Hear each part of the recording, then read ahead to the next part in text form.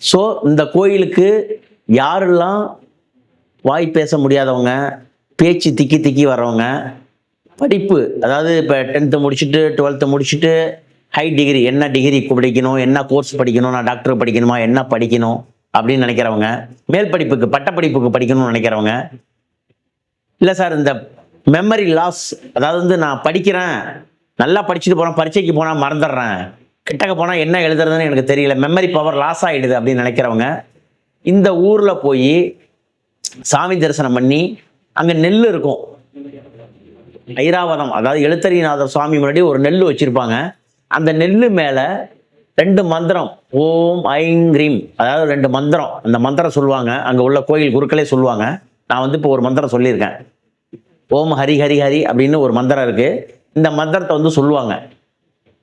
இந்த மந்திரத்தை அங்கே எழுதணும். நீங்கள் அவங்க என்ன சொல்கிறாங்களோ அங்கே எழுதணும்.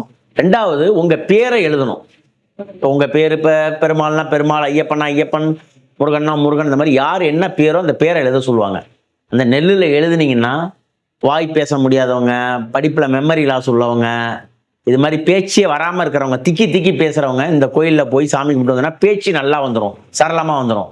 இந்த வாயிலேருந்து பேச்சு நல்லா வர்றதுக்கு செம்பருத்தி பூ இதழ் ப்ளஸ்ஸு அர்ச்சனை தேன். இந்த தேன் அந்த லிங்கத்து மேலே ஊற்றி அந்த செம்பருத்தி பூவோட காம்பு, செம்பருத்தி பூ இருக்குது பார்த்தீங்களா, அதோடைய காம்பை தொட்டு உங்கள் நாக்கில் எழுதுவாங்க.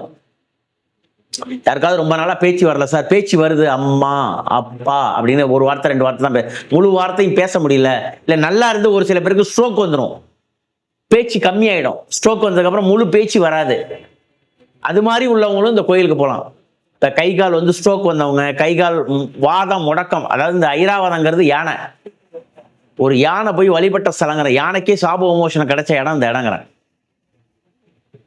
இங்கே உள்ள நடராஜரை நீங்கள் போய் பார்த்துட்டு வந்தீங்கன்னா, இதில் உள்ள நடராஜரை நீங்கள் போய் பார்த்துட்டு வந்தீங்கன்னா, தென்னாட்டில் நம்ம நடராஜர் எங்கேயுமே கிடையாது.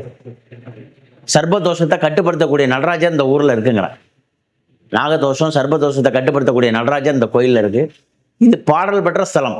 திருஞான சம்பந்தர், அப்பர், திருநாவுக்கரசர் எல்லாம் பாடல் பெற்ற ஸ்தலம். 274 சிவஸ்தலங்களில் இது 45வது சிவஸ்தலம்.